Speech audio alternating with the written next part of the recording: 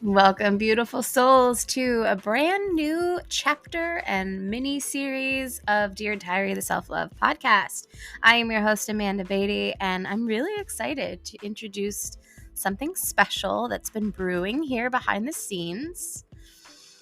You see, I believe in the power and strength that comes from sharing our stories and embracing our struggles. I mean, this is literally what this podcast is all about, me sharing my stories, my struggles, my triumphs, my wins, my lessons, my wisdom. And so that's why I'm super excited to announce this upcoming couple of episodes. I'm not really sure how this is going to last. This may last for a while. This may ebb and flow. This may be something that comes around every now and then. But it is our coaching series, real life coaching series. In this series, I'm going to be diving deep into the heart of real life journeys. We're going to explore relatable struggles from clients, from people, real life people that I connect with on a daily basis, to ignite and empower and inspire you to navigate through life's struggles. In each episode, we will tackle common challenges that many of us face. And so, for those moments when you're navigating uncertainty and seeking clarity and simply looking for the extra push or support to overcome these obstacles that are in our paths, these episodes will serve you well. These episodes will also be about connecting and resonating and realizing that we are not alone in our battles. I'm in the arena with you. There are others in this arena with you. We are all walking on this journey. We all have our shit that we struggle with. And the exciting part about all of this that I'm really, really excited for is that you, yes, you listening, have an opportunity to be a part of this journey.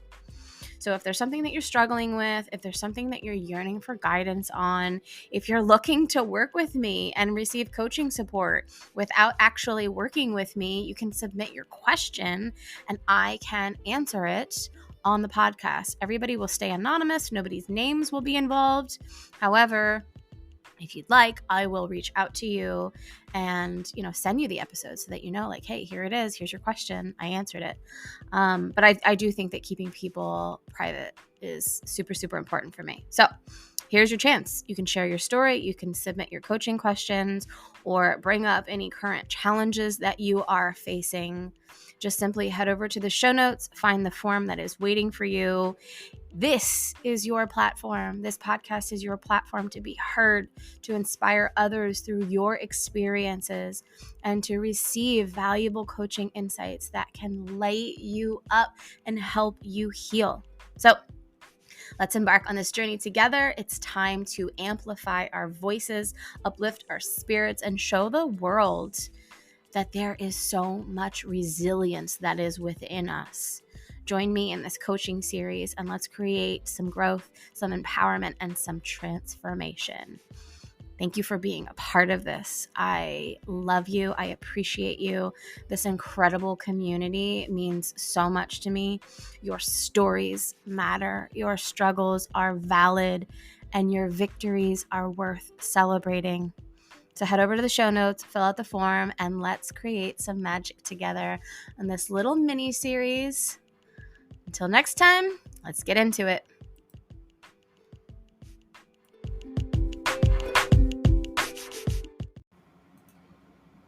Hey, welcome back to Dear Diary, the Self-Love Podcast, another coaching series mini episode.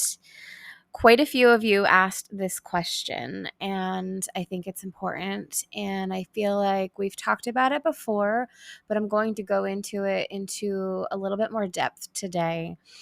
And that is, what do I do? The question is, what do I do when I'm always imagining worst case scenarios? Like, I get into these thought loops and these patterns where I'm constantly either stressed about what happened in the past or worried about what's happening in the future, or really like deep in a story of some sort where I'm just like spiraling out of control, like worst case scenario, right? How many of you, raise your hands, have been in this situation and experienced this type of hyper arousal in this fight or flight response, right? Struggling with excessive worry about the past, or just always anxious about what's going to happen in the future, or just always focusing on what's going wrong. There are so many of you that I talk to, and so many of you that I coach with, that are just like always finding what's wrong, right? Just worst case scenario. And there's a couple things that come up for me with this. Number one, been there, done that. That was my life. That literally, I grew up being conditioned with a lot of worst case scenarios, a lot of negativity, a lot of, always finding the bad in a situation. And so it's really easy, even just as society, you watch the news, or you talk to your girlfriend, that friend that you talk to, and like every time you talk to her, she's always got to complain about everything that's happening in her life, right? And it's not to put anybody down, but it's like there are some people, I was included in this, that just can't stop finding the bad. And I'm air quoting bad, right? Because for me, there's no good and bad anymore. It's all wisdom, it's all information. But somebody who just gets stuck in it and consumed in it. So, what do I do when I'm finding myself in this worst case scenario spiral? Okay, there's a couple things. The first thing that I would ask you is, are you in the present moment? Direct your focus to the present moment. You can do that by breathing, by meditation, by yoga, by anything, right? Some people, gardening is like a very meditative state, watering your flowers, weeding your garden, cooking, right? Focus on the present moment. For me, it's breath work every time. Whenever I find myself spiraling, I go right to breath work, because what that does, it tells your nervous system that's in hyperarousal about this scenario, it alerts your nervous system that it's okay, it can relax now. Chances are, if you're finding yourself overly stressed about a situation, you're not in the present moment, right? And even you're like, but Amanda, I'm having an argument with my partner that feels very present moment. Yeah. And what is your argument about? Something that you could have done, should have done, or wanted to change in the past? Or is it something that you are anxious about in the future because you want to see a change or a difference, or, right? Like, are you really being fully present in the moment? Are you listening to what they're saying? Are you listening to how it feels in your body? Are you being present even with your breath? I notice this a lot with my partner when him and I get into confrontations. I have to really be mindful to not get outside of my body and tap into what his thoughts are and his emotions and his feelings and his opinions. I have to remember to come back home into my body, and I do that through the power of the breath, right? And sometimes I look like an idiot. Sometimes I'm like, I'll just start breathing. And sometimes it's triggering for him, because that signals to him that I'm getting emotional, right? When he starts seeing that I'm breathing differently. But it's just a way to regulate my nervous system, right? So the other thing that comes up for me is mindfulness and grounding techniques, right? When you are spiraling, are you being mindful about what you're even spiraling about? And the thing that I like to ask myself the most when I am in these spiral worst case scenario situations, I'll ask myself, this is really, really powerful. Remember this. It's helped me. It's helped a lot of my clients. Ask yourself, is it true? Maybe you're a mom and you are spiraling in this worst case scenario of I'm probably fucking up my kid. I'm probably traumatizing him. I'm not doing a good job. I'm not giving him what he needs, or I'm not doing my best, or just, you start spiraling about mom guilt, and it starts da-da-da-da-da-da. Ask yourself, is it true? Am I fucking up my kid? No, I'm actually doing a really good job. Like, I'm doing the best job that I can possibly do with the tools that I have, right? Worst case scenario, for the longest time, it was like me in fight or flight mode with my partner. Do I stay in this relationship and make it work? Do I stay in this relationship and grow through these really hard, uncomfortable truths and situations and arguments and all of the things? Or do I go? Do I pack my bags and do I hightail it out of here and just figure out what I'm going to do and rip my family apart and just get away from this? Do I stay? Do I go? Do I stay? Do I go? And then I ask myself, is it true? And not is it true, do I stay? Is it true, do I go? Is it true, do I need to know right now in this very present moment? Do I have to make a decision? No, I don't. I'm worried about the future. I'm stressed about the past, what's gotten us to here. Where is it going to go in the future? I can't predict it. I can't control it, right? So it's just like, is it true? Do you need to figure this out right now? Or if you have shame and blame and guilt about whatever the situation is, ask yourself, is it true? So keep that question like in your toolbox for the next time. Okay. And then that sort of segues into identifying the underlying beliefs of these worst case scenario spirals.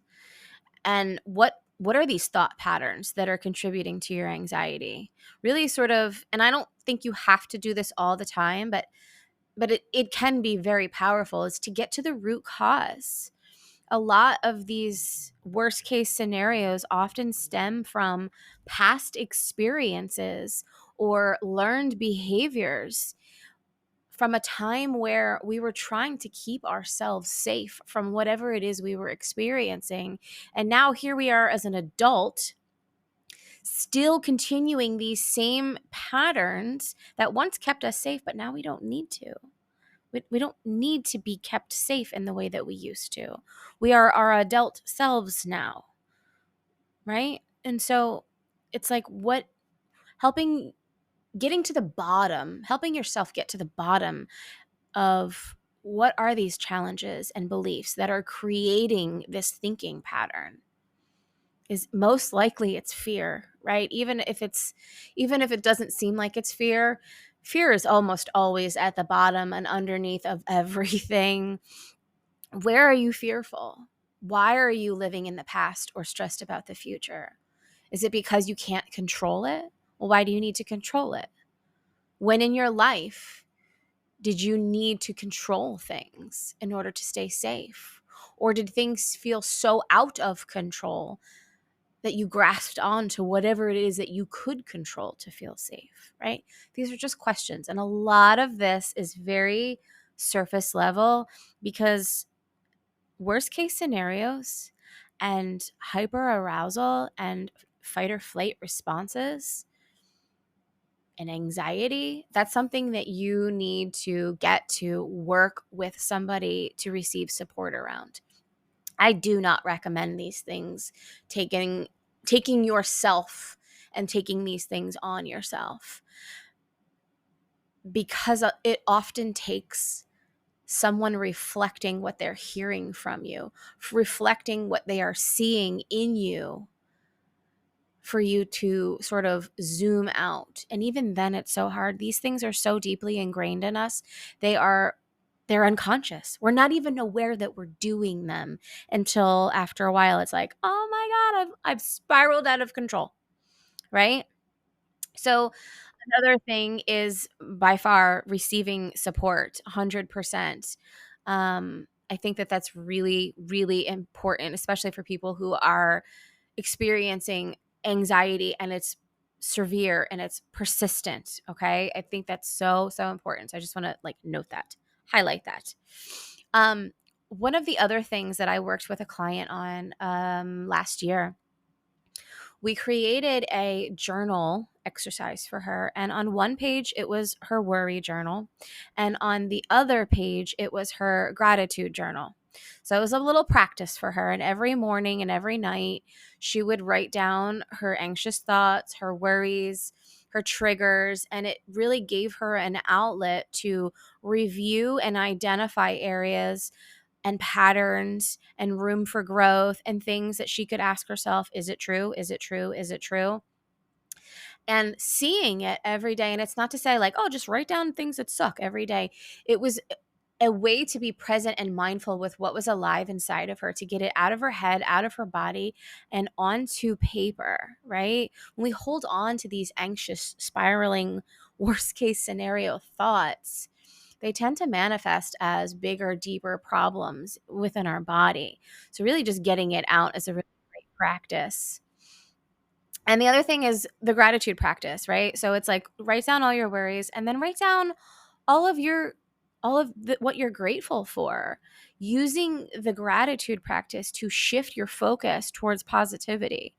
So write down, verbalize, what are you grateful for every day? For me, it's like freshly shaved legs and clean bed sheets, a hot cup of coffee, a massage, picking my son up from school and seeing him smile and play with his friends while I'm in the car pickup line, being able to sleep in because it's the weekend, like finding just the smallest little details, because often when you are in these worst case scenarios, you're not being present, you're not being mindful, and you're probably also not being grateful or finding the gratitude in all of the little moments in your life. You're focusing on what's not working instead of focusing on what is working. So that's going to lead us to the next point. What are you focusing on that's not working? And what can you shift your focus to of what is working?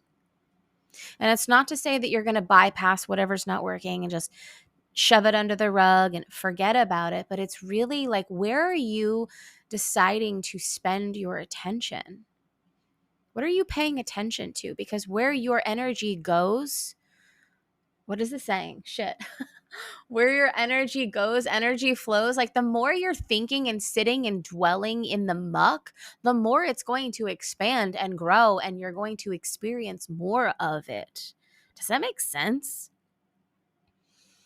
So if you can allow yourself to focus on what's going right, notice this thought pattern because you're being present, and shift it. What's going right about this situation? I'll use the example of my partner and I struggling in a conflict, right? You could easily go, nothing's going right in that situation. You guys are arguing, there's yelling, there's frustration, there's tears, there's anger, there's sadness, there's resentment, it's heavy, it's hard. Well, what is going right? Well, we're having the hard conversations. Even though they fucking suck, we're having them, right? We're still together. We're still working this out. He's committed. I'm committed. What's working?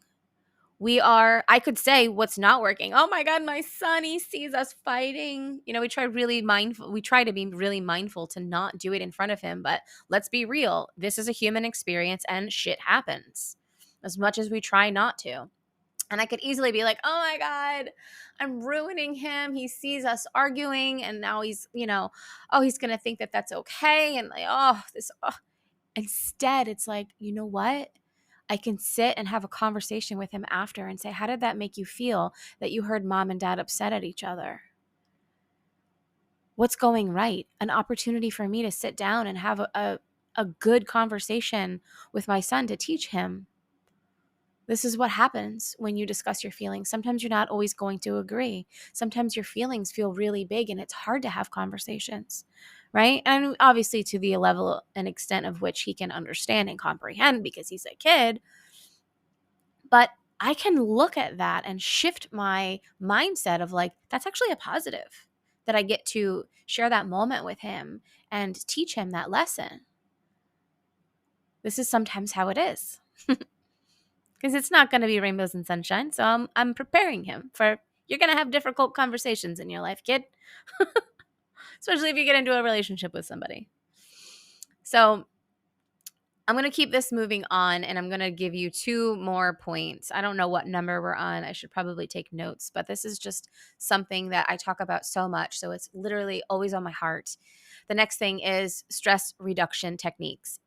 What are your practices? when you are in this worst case scenario spiral, what do? Do you amplify and sit in the muck and allow it to spiral? Do you let it take control of you? Or do you have a technique or a tool or a practice such as journaling, breathwork, meditation? Do you have support? Can you reach out for support? Can you, like, what are you doing to interrupt this pattern and start to regulate your nervous system? Because if you're noticing that this system is coming online and you're starting to really always just be stressed and anxious about what's not even really right in front of you, what are you doing about it? Right? Allow your mind, your monkey mind, to feed into it. What is the word I'm looking for?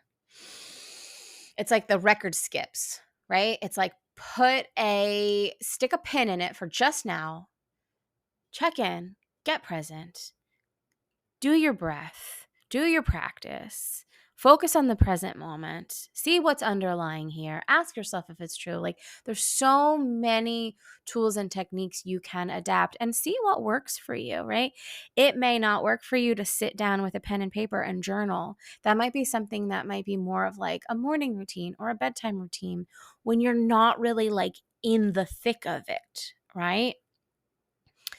And the last thing I would say would be understanding what got you here, understanding your past traumas. Okay. A lot of them are unresolved. Even if you've been in therapy for years and years and years, there's so many different layers.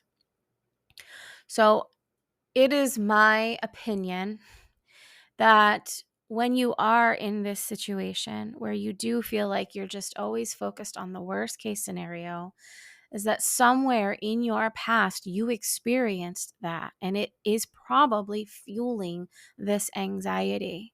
So really getting to the bottom. I know we talked about that just a little bit before, but finding support to get to the bottom of what it is. You don't even have to understand what happened or why it happened, but sometimes just being with the feeling is enough, right? This is what I do with a lot of my clients when we do our somatic sessions, the self-love sessions, the one-on-one. It's like, okay, what is this worst case scenario? Well, I feel like I'm never going to be successful. Okay, what is that? What is it? Where is that? Is it always coming up for you? Yeah, it comes up for me constantly when I go to pay my bills, when I share on social media and I don't get any response, when I have a client that says that they want to sign up for me and then they don't sign up with me, or I have an expectation or a goal and then I don't meet it. What does it feel like? Where is it in your body? Oh my gosh, it's in my chest, it's in my neck, it's in my upper back, and it feels tight and it feels heavy and it feels like this stuck, sticky, dense, crunchy yuck. Okay? Well, what is all of that dense, sticky, crunchy yuck? What does that feel like? If it had a feeling, what would it feel like? It feels like unworthiness. It feels like a fear of failure. It feels like sadness. Okay, we've gotten to the root of it, right? It's the fear. And now can we just be with the fear? Because it makes a lot of sense why it would be there, why you would feel this way, why you would be putting pressure on yourself. Can you just be with that? Allow it to take up space inside of you. Not allowing it to take over or control you, but just to have a voice, to be seen, to be heard. Can you allow it to just be present within you? In the present moment, from a grounded place, focusing on your breath with support. And sometimes just letting it reside within you and not letting it take you out of control and let you spiral, just being with it from a grounded, loving, compassionate place, it starts to lose its power. It starts to lose its grip over you. And now this is a practice and you do it over and over and over again. This is the somatic practice that I have. And it's just being present with my feelings, feeling my feelings. Feel that worst case scenario. What is it? What's underneath it? What's the feeling associated with it? Why is that feeling there? What does it feel like in your body? And can you just let it be? Send love to it. Send compassion to it. You don't need to figure it out. You don't need to change it. You don't need to fix it. Just be with it. And then let it go. And sometimes that is the best practice. There's nothing to figure out. There's no fixing involved. It's just letting it be seen and heard and felt, and then letting it move through you.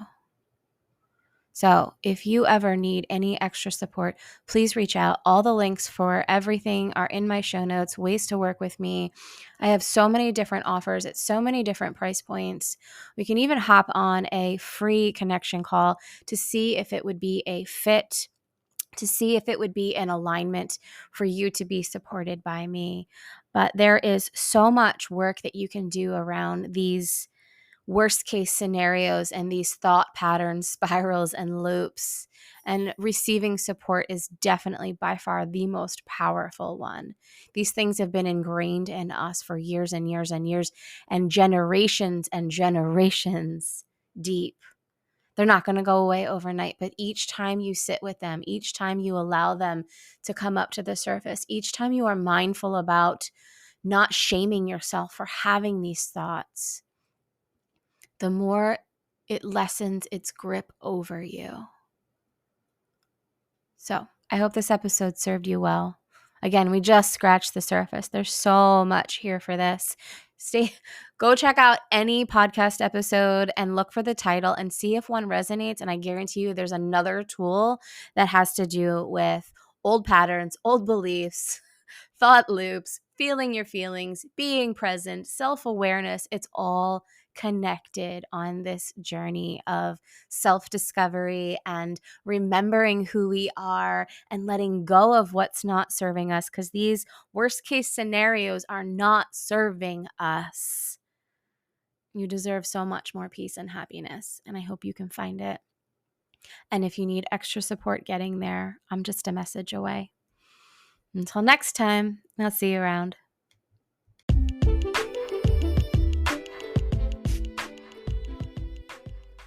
And that is it for today's episode. I hope that these words activated and inspired something inside of you. And if they did, please share this episode with a friend or on your social media, and feel free to tag me so that I can say thank you. The more people who hear these words along their path, the more we can help inspire and heal the world. Don't forget to hit subscribe and leave a review. Trust me, your future self will thank you. Sending love and light until next time. I'll see you soon.